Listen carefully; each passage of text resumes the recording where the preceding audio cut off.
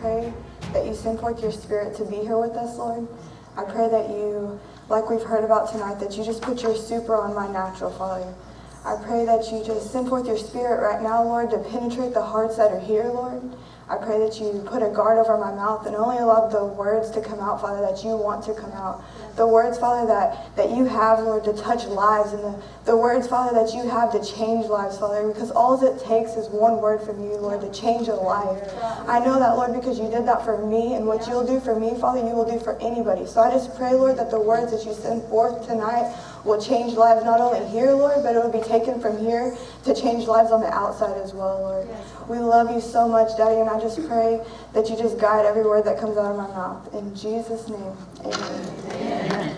So, when reading about Mary Magdalene, we don't get a clear picture of her past. We don't know how she was delivered or what she was delivered from. We don't know when it took place or if she had to be close to him. We don't know if he did it from afar or up close. But all we do know is that he delivered her from 7 demons, which changed her life. It changed her future. Okay? So God is not a respecter of persons, and he never changes. What he did for Mary Magdalene, he did for me as well. At a young age, I struggled with the spirit of rejection. I don't remember meeting my dad for the first time until I was about 5 years old. And even after meeting him, we never developed that healthy father-daughter relationship. I would visit him during the summers, and I always went back home feeling unloved and unwanted. He tried to love me the best he could, but he was battling an alcohol addiction, which just made it difficult for him to love me the way that I was just desperately needing to be loved.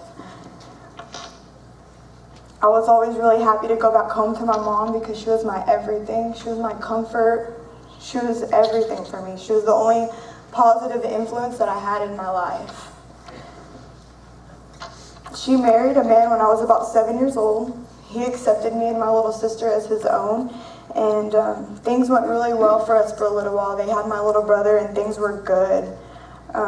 My stepdad started drinking a little bit, which, got a lot worse after my mom was killed in an unexpected motorcycle accident. All 4 of our worlds were turned upside down. She was the person who held us all together. She was the person that we all turned to for everything. She was just our rock. And instead of us all pulling together to get through this tragedy, our family fell apart. My dad started staying away most of the time. Unless he had a new girlfriend that he would bring home that week. I was 12 years old, and I knew how my mom did things. So anybody who came in and tried to do things differently or do things the way that she wouldn't have done things, I was going to be sure to let them know. Which caused lots of problems for my dad. He eventually told me that I could either get along with them or I could find somewhere else to go. And all of those old feelings that I had of rejection and being unwanted, they all came rushing back, but a lot worse. I stayed with different friends and family members until I finally ended up with my grandparents. I was about 16 when they decided to move, and I stayed. Honestly, I felt abandoned again, like nobody wanted me. Every time I got close to somebody, they left or I got taken away from them. So I was back to that, root of rejection and abandonment. I started looking for that love and acceptance in all of the wrong places. And I ended up moving in with my boyfriend, who was quite a bit older than me. I didn't know what to think, honestly. I thought that it was normal, but after moving in with him, I started experimenting with different types of drugs. I thought that was normal too. Everybody I was around was either drinking or doing some kind of drugs. I didn't think, I had seen my dad's, both of them, drinking alcohol my whole life, and of course partying on the weekends, so I thought that it was normal, so I fell into that trap pretty easily. After about a year of living with him, we broke up and I was back to bouncing around and staying with friends or in hotels or occasionally with family members, doing drugs more and more, trying different ones more and more. Eventually I was introduced to meth, which took 5 years of my life and transformed me into a person I never knew I could be. I lost all my morals. I had no respect for myself, my body, or anyone else. I lost sight of all the goals that I had, all the dreams, and I had no hope for my future. The only thing I cared about was my next high, and I did anything and everything I could to get that. I just kept falling deeper into this addiction, and everyone looked down on me. Nobody wanted to be associated with me. Nobody wanted to help me. Everybody, even in my family, thought, she'll never change. She's always going to be like this. They gave up,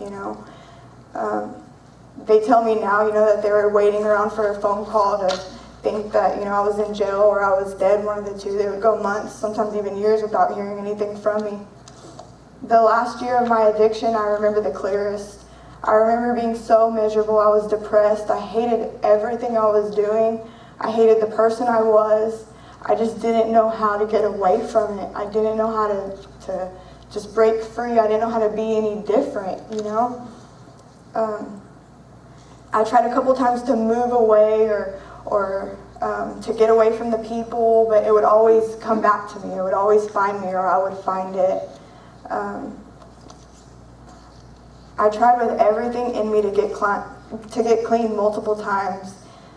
I was so miserable and I hated living under the strongholds of the enemy. I just couldn't break free. I couldn't get away from it. I didn't know which direction to turn anymore. On August 24th of 2014, I was arrested and put into jail. For the first 2 weeks that I was there, it was a blur. After being there a couple weeks, I remember one morning early getting into a fist fight at like 5 o'clock in the morning over a bunk bed. And they put me in this concrete cell by myself. And for the first time, I remember hitting my knees and telling God, how did I get here? How did I become this person?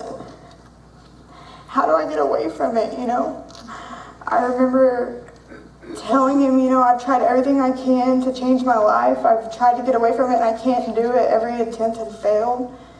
I cried out to him. I don't know why I cried out to him, because I don't ever remember anybody telling me, hey, Jesus can change you or he can deliver you. I've never had anybody tell me that, but something inside of me just knew to cry out to him.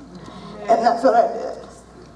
I remember telling him, that I hated who I was. I hated my life. I remember telling him, just help me to get out of this and I'll do whatever you want me to do. I'll do whatever you want me to do. Just please help me.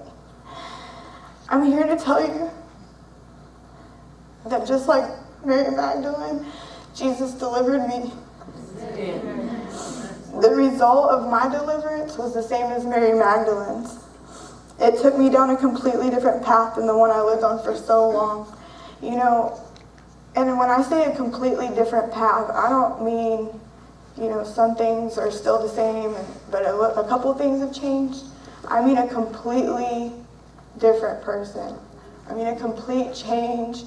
I was released from jail. I was on probation. The change that happened in me was so drastic, my family didn't know how to take it. They didn't like that I was on drugs. They couldn't stand the fact that I was on drugs, but then they couldn't stand the fact that here comes this drug addict that's now a Jesus freak. They couldn't understand it. My life was so drastically changed that I got released a year and a half early off of probation because the people who had been seeing me in and out of courts and in and out of jails were just like, what happened to you? And I would tell them, Jesus, He happened to me. And they seen that change. I got released a year and a half early, which is, it's unheard of. It doesn't happen every day. But that's what happens whenever you have God on your side. And that's what happens whenever He knows what you want and He knows your heart. He knows that you're going to be different. So my path changed completely. but not different than the path that God had planned for me before I was even born. Over the 3 months that I was in jail, He transformed me from the inside out. I mean, completely transformed me. He took away the addiction, the rejection, the guilt, the shame. He taught me who I really was, and that is His beloved daughter. Yeah. He taught me that I was not only wanted, but I was chosen. Yes. He set me apart, and He showed me that the love and acceptance, or He showed me that I was loved and accepted even in the ugliest part of my life. Good. That He had plans and a purpose for my life. He taught and continues to teach me who I am. He renewed my mind and delivered me of all the strongholds of the enemy that He had me bound under for so many years. When I was released from jail, I was a free woman, physically and spiritually. Amen. Amen.